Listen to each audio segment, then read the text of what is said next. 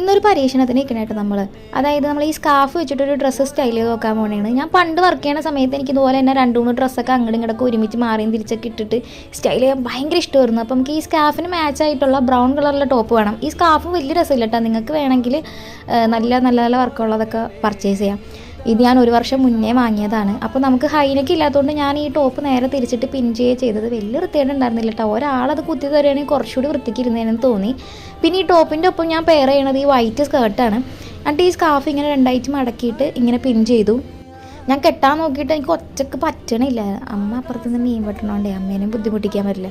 പിന്നെ ഞാൻ ഒരു കണക്കിന് ആദ്യം എനിക്ക് കുഴപ്പമില്ല, പിന്നെ എനിക്ക് ദേഷ്യം വരാൻ തുടങ്ങി. പിന്നെ അത് കെട്ടി, പിന്നെ അതൊന്നും കൂടി പിൻ ചെയ്ത് നല്ല സെറ്റായിട്ട് വെച്ചു. പിന്നെ ഞാൻ ഈ കമ്മൽ, മാല അങ്ങനെയുള്ള ഒരു സാധനങ്ങളും ഉപയോഗിക്കാത്ത ഒരാളായതുകൊണ്ട് ജസ്റ്റ് വാച്ച് മാത്രം വെച്ചിട്ടാട്ടോ ഞാനിത് സ്റ്റൈൽ ചെയ്തത്. നിങ്ങൾക്ക് ആക്സസറീസ് ആയിട്ട് കുറച്ച് ഹെവി ആയിട്ടുള്ള ബാംഗിൾസ് അല്ലെങ്കിൽ ലെയേർഡ് ആയിട്ടുള്ള ചെയിനൊക്കെ ഇട്ടിട്ടുണ്ടെങ്കിൽ ഭയങ്കര ഭംഗിയായിരിക്കും എന്ന് എനിക്ക് തോന്നുന്നു.